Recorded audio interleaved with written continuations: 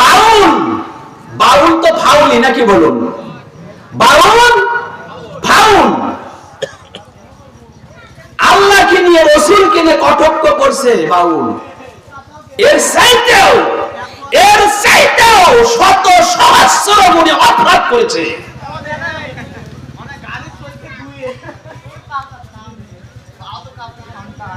কিয়ামতের ময়দানে নবীজি বলছেন, তিনটে বস্তু আর তিনটে প্রাণী আল্লাহর জান্নাতে যাবে। সুবহানাল্লাহ বলুন। তার মধ্যে কুত্তা একটা আছে। কুত্তার দাম কত? মানুষের কথা বলা হয় নাই মিয়া এই হাদিসের ভিতরে। এই হাদিস খানার ভিতরে মানুষের কথা বলা হয় না। আল্লাহ নবী বলছেন তিনটে প্রাণী, তার মধ্যে একটা আছে কুত্তা। এই কুত্তাটা তুরস্কে ঘুমায় রয়েছে এখন।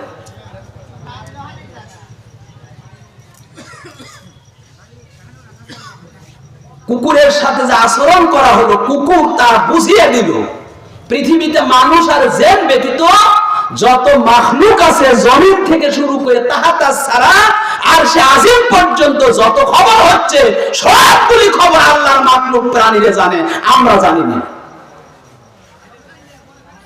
কুত্তা বাসার সামনে গিয়ে আ করে কাঁদতেছে। ঘটনাটা কি? কুত্তা কেন ওনার বাসার সামনে কান্না করে?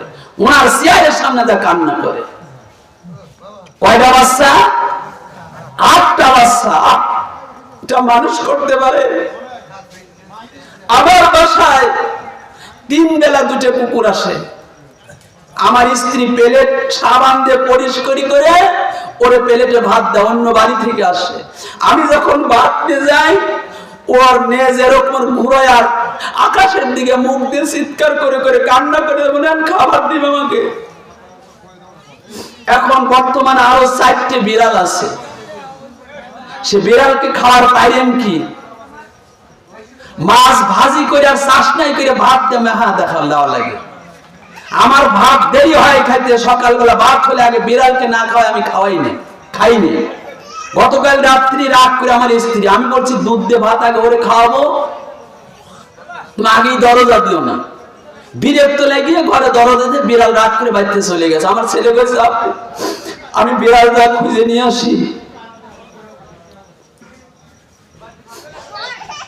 একটা মশা মাছি মারি দেখেন, দ্বিতীয়বারে মশা মাছিকে আপনি সৃষ্টি করতে পারবেন কিনা, জন্ম দিতে পারবেন কিনা?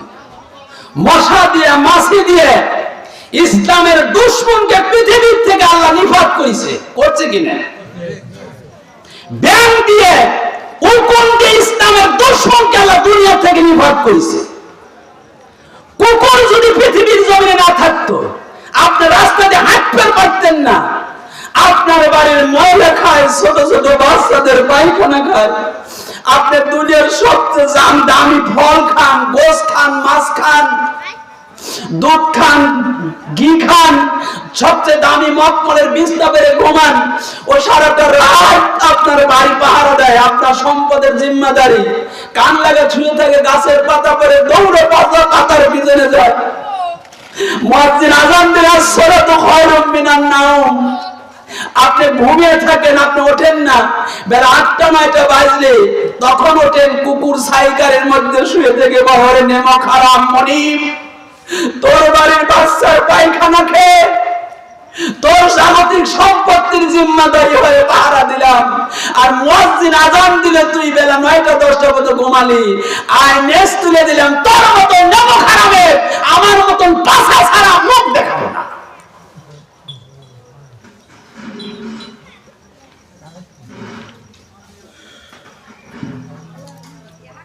কুকুর খবর দিয়ে দিল,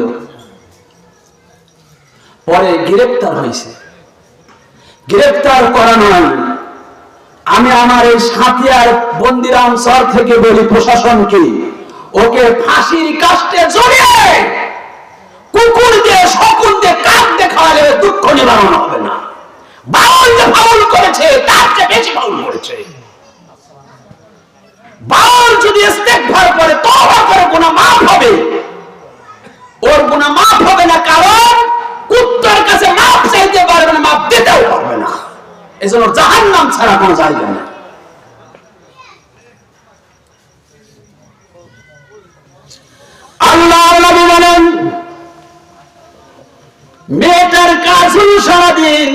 চুরিমালা বিক্রি করা মরুভূমির ভিতর দিয়ে চলে যাচ্ছে। লক্ষ্য করুন, আমার দিকে খেয়াল করুন। কূপের চতুর্দিকে কুকুর টপ করে পানির জন্য। পানি পিপাসা লেগেছে, মেয়েটা বুঝতে পারলেন আম্মা জান, বুঝতে পারলেন মা, হৃদয়ের ভিতরে ধাক্কা দিল, কলিজার মধ্যে ধাক্কা দিল। না হয় কুকুর মনে হয় পানি পিপাসার, তো পানি খাবে। কত পানি পিপাসা লেগেছে। পানির অপর নাম কি? খালি কি জীবনী? আর একটা আছে না, মরা। পানির অপর নাম শুধু জীবন নয়, মৃত্যু আছে। বুঝতে পারবেন কখন? যখন জ্যৈষ্ঠ মাসে দিন ধান কাটতেছেন, রোজা রাখছেন, সূর্য ডোবে না, 3টা বাজে গেল, 4টা বাজে গেল, সূর্য ডোবে না, শুকায়া কাঠ হয়ে গেল। ওই সময় বুঝতে পারবেন পানির নাম কি। লঞ্চ ডুবে গেল, স্টিমার ডুবে গেল, পাইছেন কচুর পানা, তাই ধরেন। যখন আবুডুবু করতে করতে নিচের দিকে দাববেন, তখন বুঝতে পারেন পানির আর একটা অপর নাম কি। আল্লাহ আমারে বলেন, মেয়েটা কুকুর শুধু চতুর্দিকে তাওয়াফ করে, হৃদয়ের মধ্যে ধাক্কা দিল, কলিজার মধ্যে ধাক্কা দিল। মাথার ডালি নামালেন, নামানোর পরে মার কাপড়ে ছিল শাড়ি, এই শাড়ির পাড্ডে ছিঁড়ে জুতো ছিল পায়ে, জুতোর গলায় লাগাইয়া যখন কুকুরকে পানি তুলে পান করায়, পানি পান করানোর সাথে সাথে জিন্দিগির যত ব্যভিচার করেছিল, জিনা করেছিলাম, সাথে সাথে সাথে সাথে সকল গুনাহগুলো আমার আল্লাহ পাক ক্ষমা করে দিলেন, মাফ করে দিলেন। জোরে বলা যাবে না সুবহানাল্লাহ? সুবহানাল্লাহ।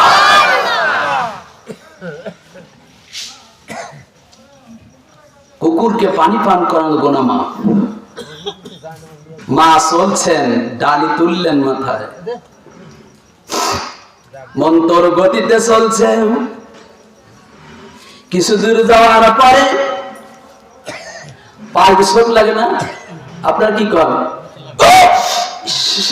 সারা উদ্যোগে উল্টে গেছে রে, উদ্যোগ উল্টে গেছে। কই কি হয়েছে? কই উসট লাগছে। কই তাই এত ধরে চিৎকার রে? কই খায়া দেখ, আমাকে আবার ঠেকতেছে, খায়া দেখ। আম্মা জান উসট লাগে পড়ে গেলেন, ছুরির দিকে ছুরি, ডালির দিকে ডালি। ফালাওলা ইযা বালাগাতিল হুলকুম ওয়া আনতুম হিনা ইযিন তানজুরুন।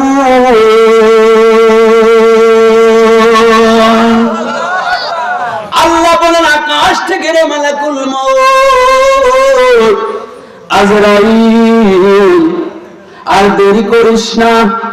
আজরাইলকে দেখছেন আপনারা? দেখেননি? আমি একবার মিশে মিশে দেখছিলাম।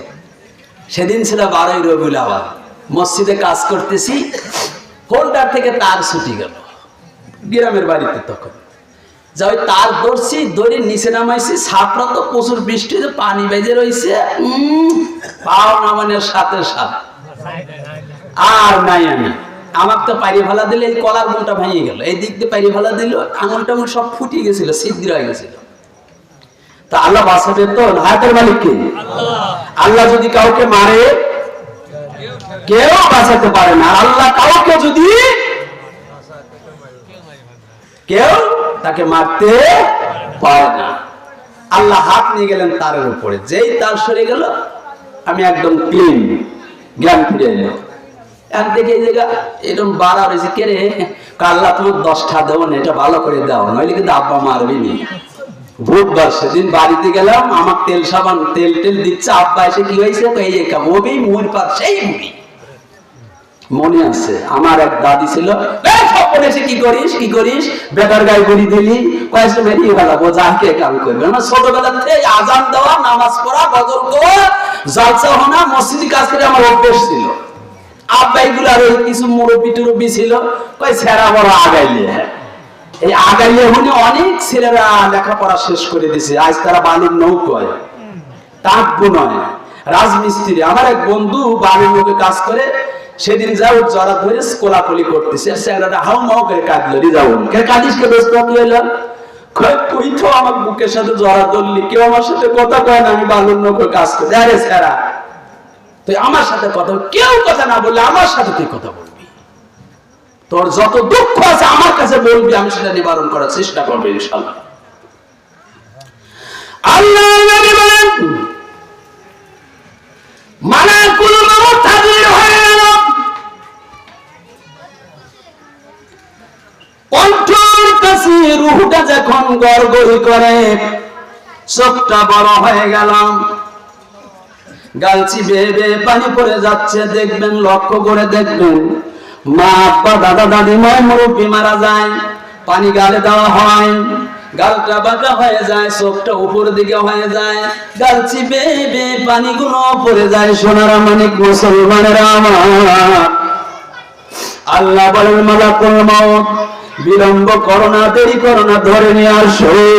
ওরে যদি এই নশ্বর জগতে বাঁচায় রাখি, তাহলে আবারও না এই অন্যায় করে বাবা করবে।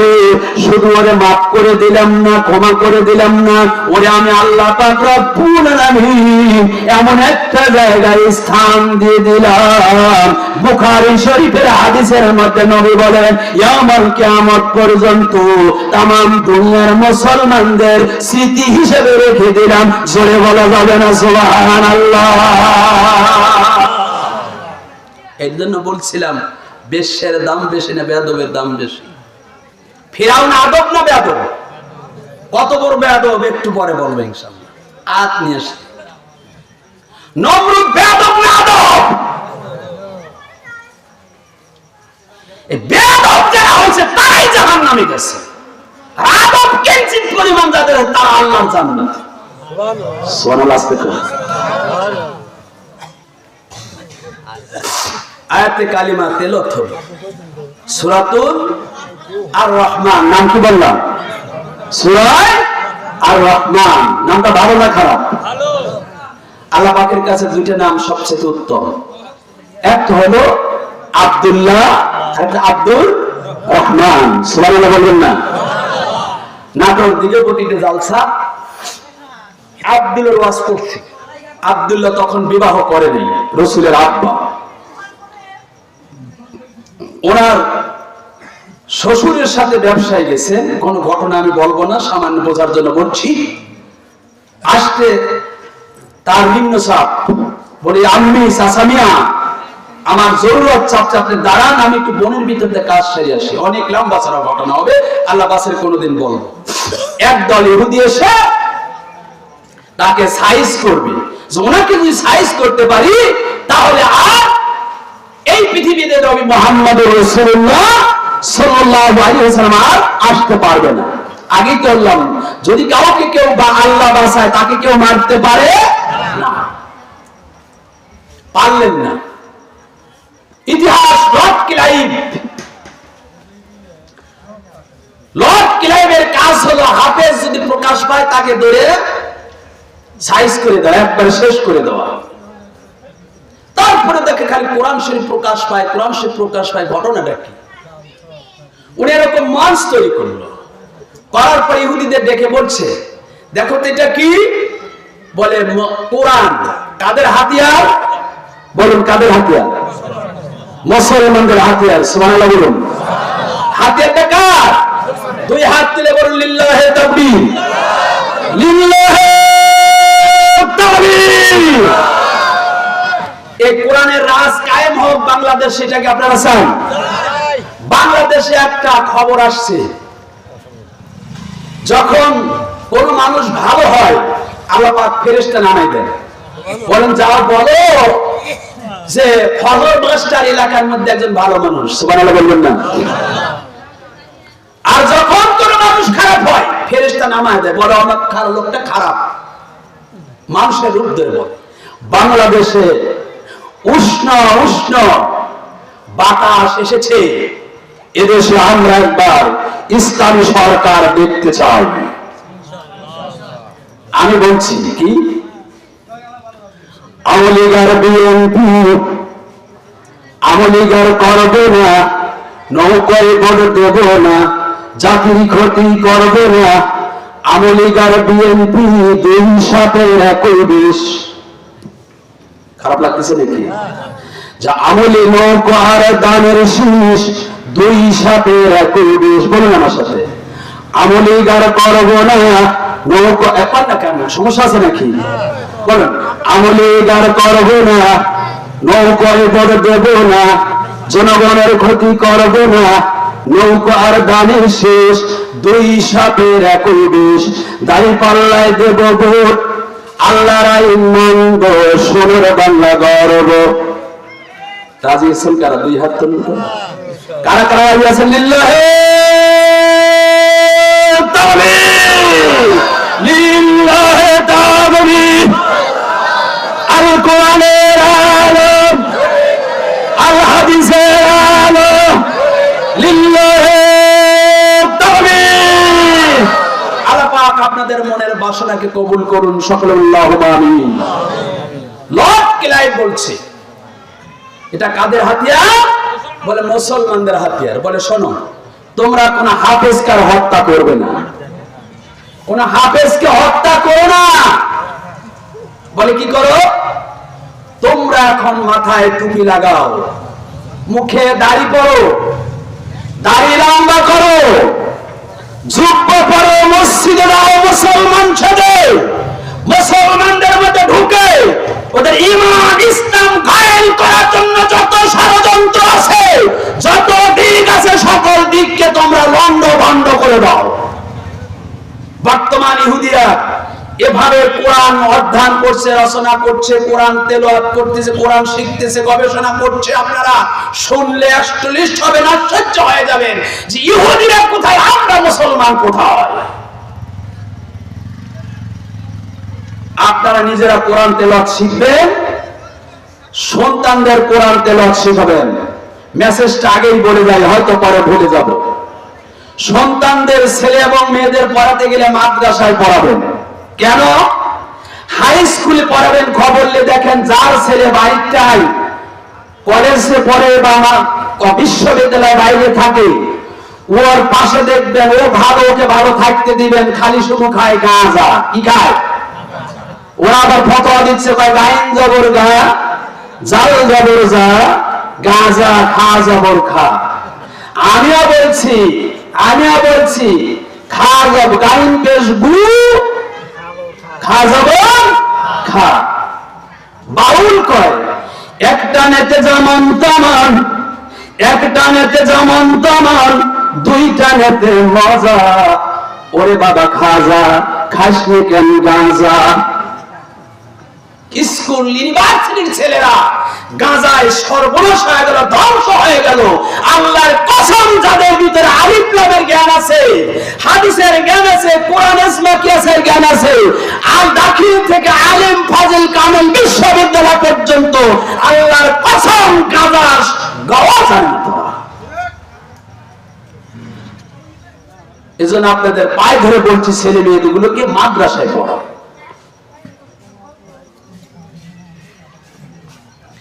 লর্ড ক্লাইভ বলে, এটা মুসলমানদের হাতিয়ার। এখন তোমরা মুসলমানদের মিশে যাও, কিভাবে ঈমান নষ্ট করা যায়, ইসলামকে নষ্ট করা যায়। গত 2 দিন আগে জালসা ছিল, হলো তারাশ।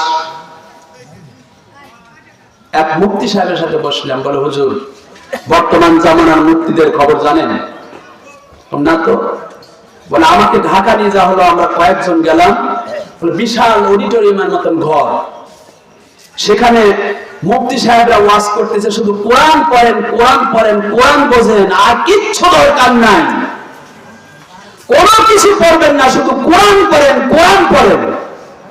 তাহলে বাদ থাকলো কি? হাদিস শরীফ।